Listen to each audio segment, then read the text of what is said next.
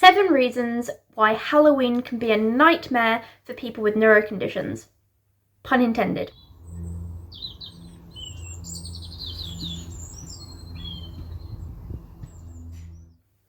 The first reason why Halloween can be a nightmare for neuro conditions is quite ironic, because to film this video I wanted to wear a Halloween costume, but it was too uncomfortable. So a lot of people with neuro conditions such as ADHD, autism, sensory processing disorder, Tourette's, PANDAS, etc. have sensory processing issues which can manifest as a sensitivity to certain textures. So some of the Halloween costumes, you know, they aren't the texture of typical everyday clothes. They're kind of cheap material. They may be velvety, they may be very scratchy. It can be a nightmare for some people because we kind of feel it stronger than most people when there's some sort of tactile discomfort or when our clothes don't feel right. We feel it a lot more.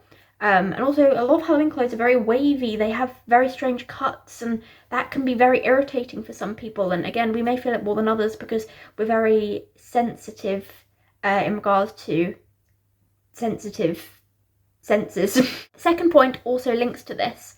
At Halloween, some people have parties, and unfortunately this can be a challenge for some people with neuro conditions because at parties there are often bright lights, different coloured lights that move about, loud music. And I remember when I was 13, I went to a Halloween party, I went in and I was like, no, can't do this, and I went home because it can be so overwhelming for some people and it can lead to sensory overload, which can lead to meltdowns. And if you have tics, then sensory overload can also worsen some people's tics as well. So it's just no fun when you have a neuro condition. Although again, there are people, we're all different, there are people who actually are sensory seeking and seek more sensory input, but for a lot of people who are sensitive, it can be an absolute nightmare, and people may feel like they are not included with their friends because they're not able to do the same things that other people do.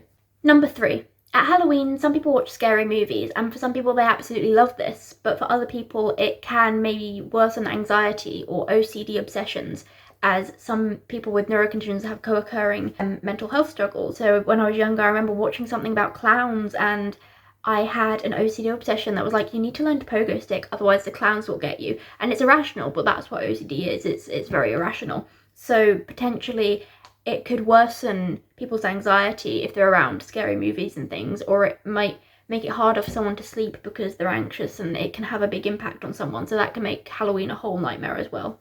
The next thing is that a lot of candy has food dyes in, and a lot of people with neuro condition have a food dye sensitivity. So there's this study which I talk about a lot, Mechanitel 2007. It was done at Southampton University and found that food dyes have a relation to hyperactivity.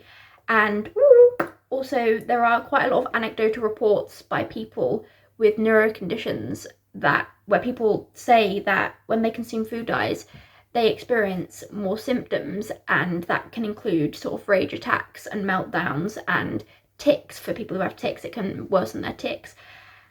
Wow! And I feel that this is something that can make Halloween a nightmare for some people because they may have the candy from trick-or-treating or from going to a party, but then it may actually just cause more issues later on because it triggers that sort of reaction in a person.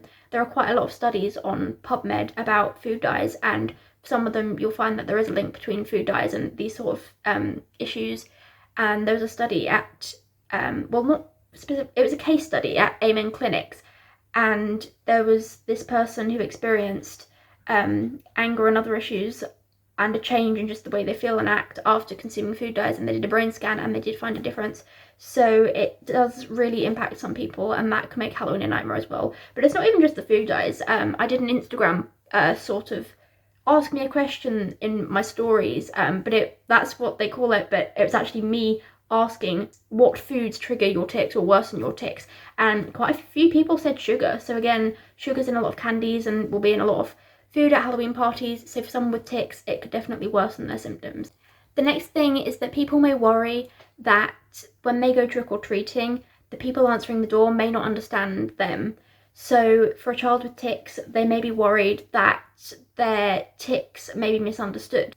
If someone opens the door and the child tics and the person reacts negatively, that can really scare the child because they can't control their tics, and it can make them really anxious about just going out and participating with their friends because they don't know how other people will react. And it's the same as well with autism. Some autistic people don't verbally speak, they communicate in other ways.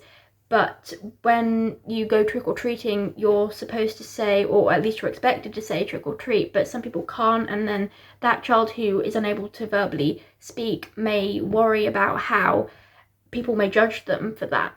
The next point is that it's a change of routine, and a change of routine can be really stressful for autistic people and can also just affect some people with other conditions as well. Wow, and can make things difficult. But of course, Halloween's a complete change from someone's daily routine because you don't usually go out trick-or-treating to random people's houses, and you don't usually have parties where you meet up with lots of people, or you don't usually just watch a ton of scary movies, and that sort of change can be stressful to some people with neuro conditions, especially autistic people. The last reason is that if you have tics, it's possible that you may develop some Halloween themed tics, and that's technically not a nightmare, but it is something that can happen, and it can feel a bit strange because some people, because tics can change all the time, some people actually have themed tics, like seasonal themed tics. So at Christmas, people may tic Merry Christmas or anything to do with Christmas, and it's possible that there'll be Halloween tics as well. And that's not necessarily a nightmare, but it is something that can happen and can be quite confusing if you haven't had it before. But if you've been living with tics for a while, you may have had seasonal tics before. It makes things a whole lot more interesting. Thank you for watching this video, and I hope that it was informative. There are ways to work around these issues that people may face over Halloween. For your Halloween costume, you can wear something that you're more comfortable with, or maybe just do something subtle like a little bit of eyeliner on your cheeks to be a cat, or maybe wearing a scary or glittery hat. It doesn't need to be extreme, it really doesn't, because with sensory processing issues, it can be really difficult to wear a traditional Halloween costume with all the scratchy fabrics and stuff. And for a Halloween party, you could maybe invite friends around and have a very calm party and not do anything that's too overstimulating.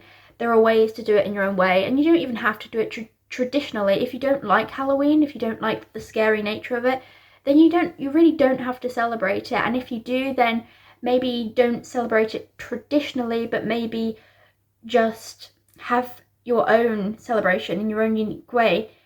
Maybe just use it as a self-care day or a day to relax. It doesn't need to be how everyone else is doing it if that just harms you or makes you worse. If you're the parent of a child who has tics or is autistic and is going trick-or-treating, then maybe they could have, if they want to, if they consent to that and think it's a good idea, maybe they could have a badge that says that they're autistic and may struggle to speak. Or maybe they could have a badge that says they have tics and they can't control what comes out of their mouth. You can make custom badges and things like that. So maybe that's an option if a person's really, really worried about what people will think of them, and then people can use it in other situations as well. Happy Halloween!